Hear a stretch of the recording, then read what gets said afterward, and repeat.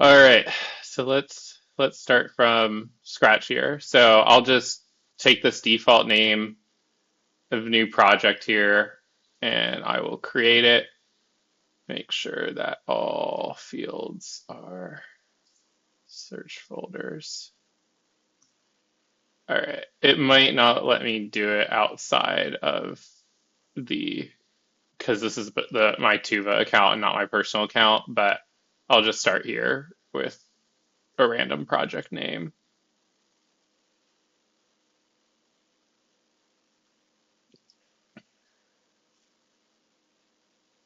All right, so I'm going to go into that project here, and I'm going to activate the Cloud Shell here. Uh, for those aren't familiar, like this is just like a CLI that Google gives you access to, and this is also part of like the free tier. So they give you like 5 GB of SSD or what have you um, in this shell environment. So now I'm going to go to the GitHub here, and I'm going to go to this demo project, which has like demo for Tuva, and I'm going to clone it. So I'm just going to say git clone, um, and I'm going to put in the link here. I'm okay with the fingerprint here. And then permission denied.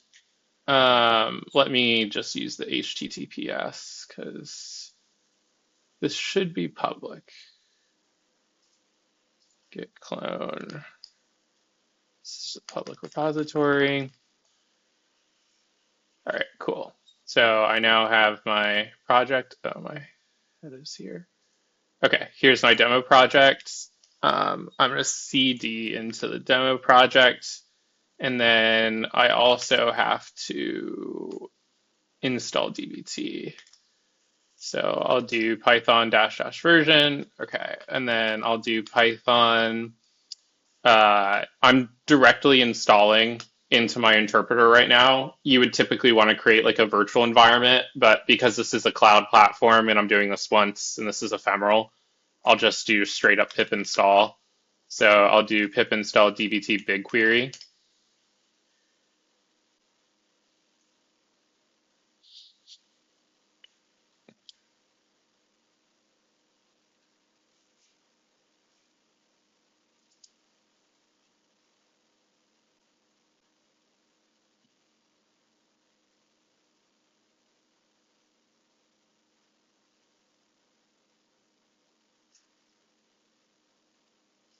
All right, so now I need to add this to my local path.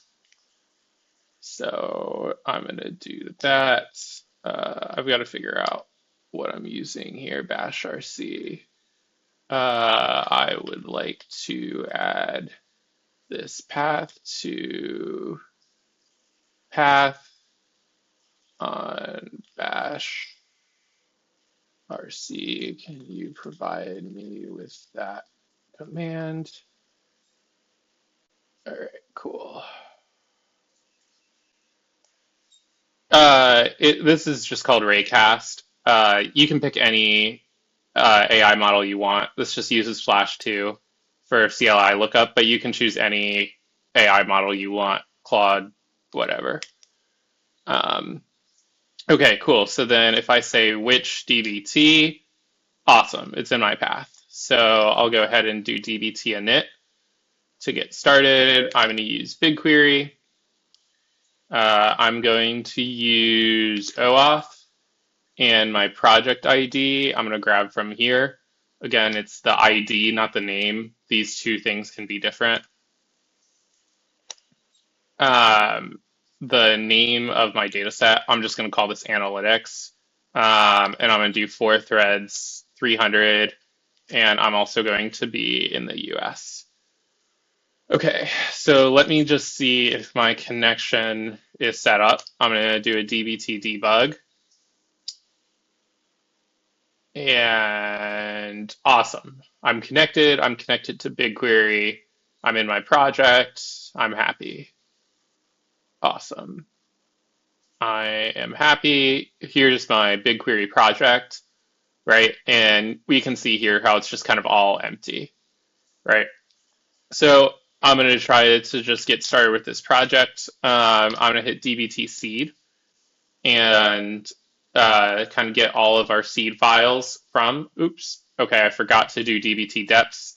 This is just um, installing all of the package dependencies with dbt.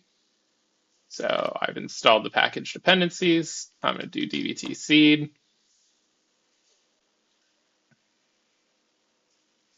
It's going to do a full parse of the manifest. Geez, I feel really put on the spot here, folks. So,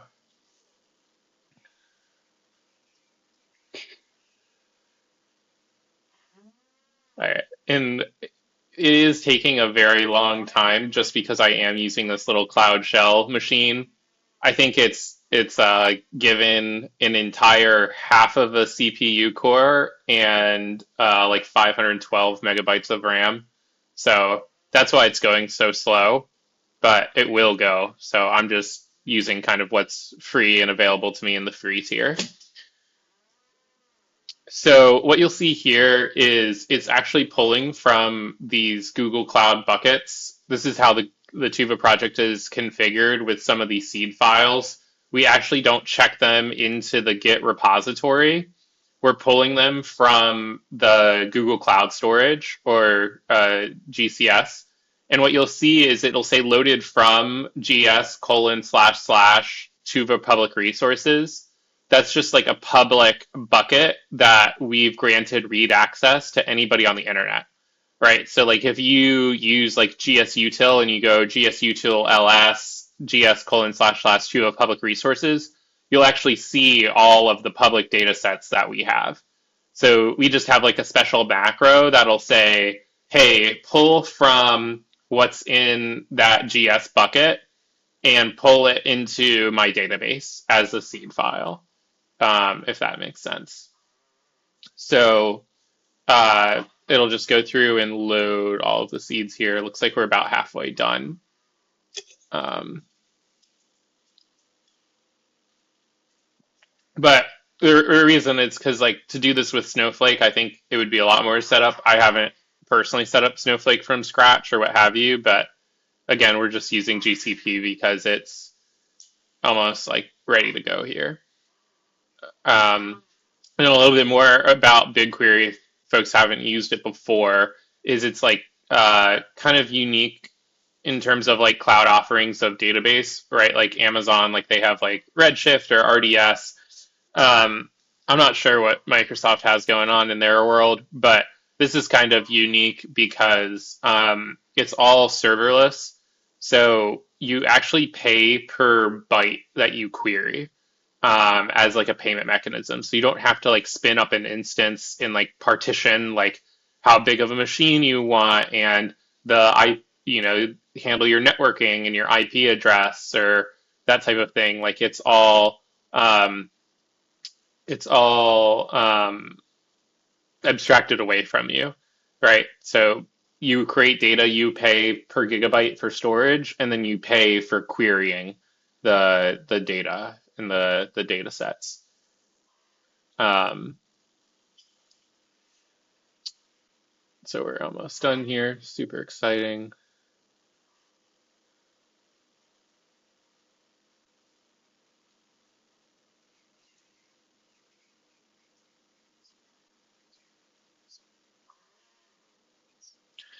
Yeah, it'd have to be 5 gigabytes is the free tier storage. And the compute actually isn't too bad. Like you effectively get unlimited compute.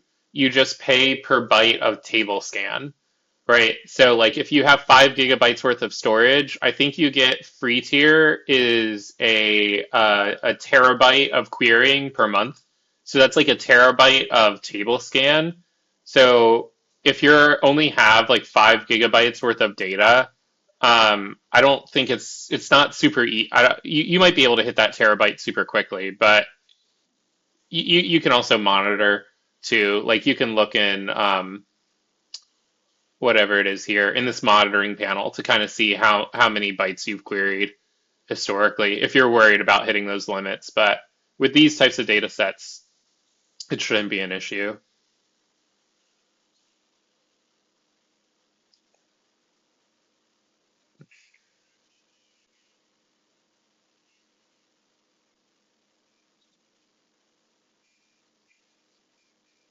Yeah.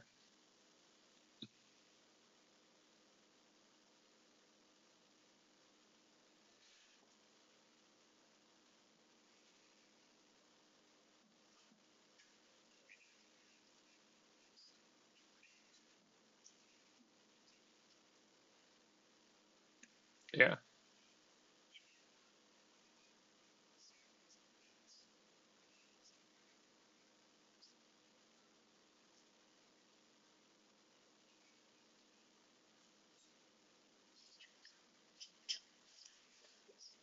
Yeah.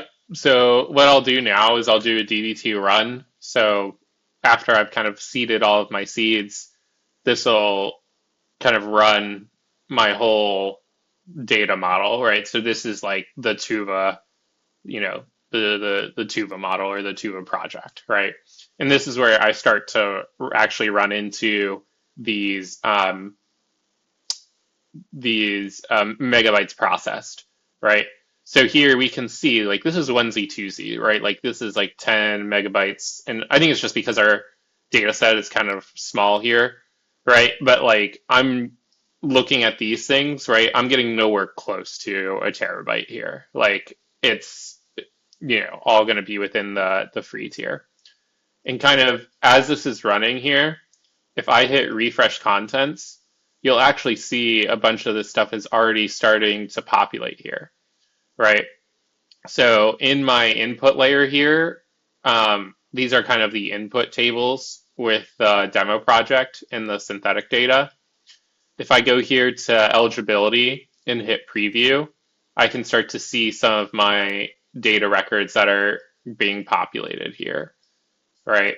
So this is all the synthetic data, but 2309 records in here.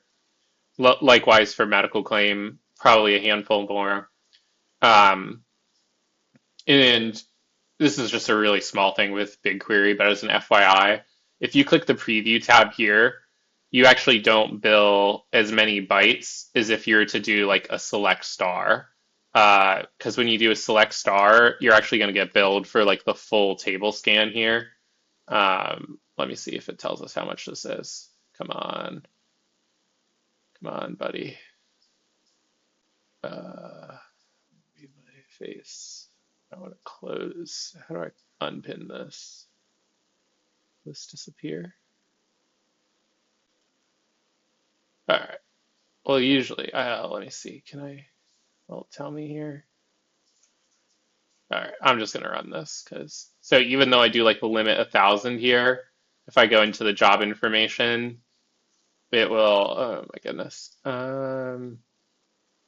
It'll bytes processed 40 megabytes, right? And if I look at the size of the table, it's 40 megabytes, right? So doing the limit clause here doesn't save you in terms of your billables, but um,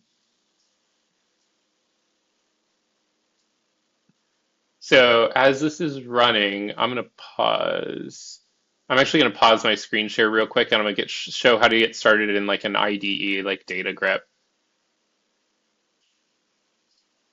All right, I'm gonna share my screen again here. So I have this running. Some people like running their queries in here. I personally like to use like an IDE, like data grip or something like that. So I'll actually go through like kind of setting up an IDE like data grip for BigQuery. First, I'm going to check in to see if I have uh, GSUtil or gcloud installed. Gcloud. So gcloud is not found. Command to install gcloud. Mac terminal with brew. Shoot.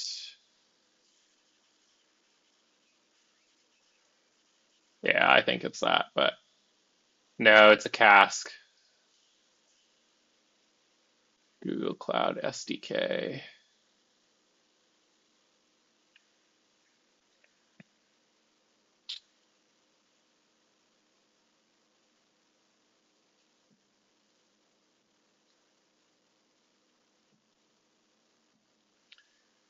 And this is still going to be running in the background, right? We're still running our Tuva project in here.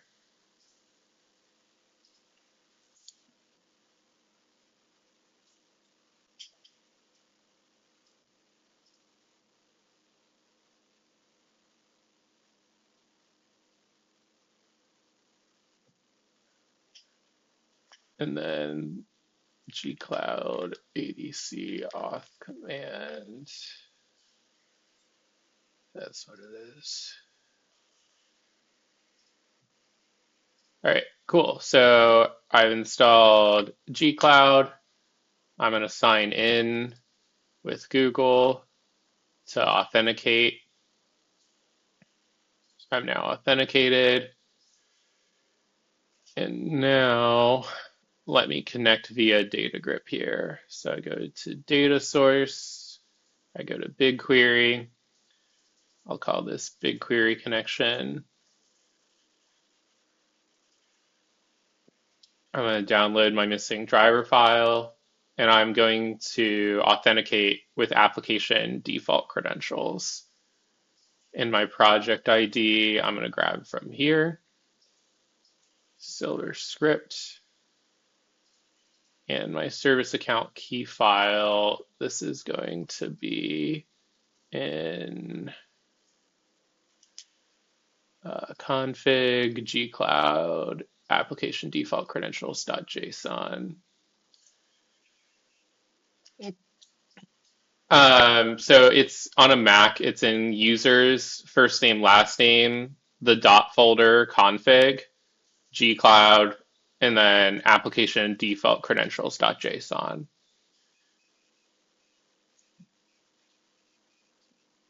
Yeah, so when I installed gcloud, I then ran this command here where it's called gcloud auth application default login.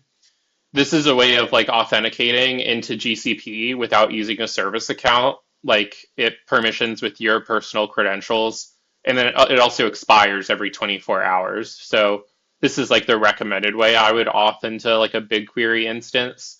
Um, so I'll go back to data grip here, and I will just say test connection here, and it should give me green. Cool. Apply. And now I have this BigQuery connection, and it'll take a little while to introspect all of these data sets, but this is just like a copy of what I have in here, right? So if I want to,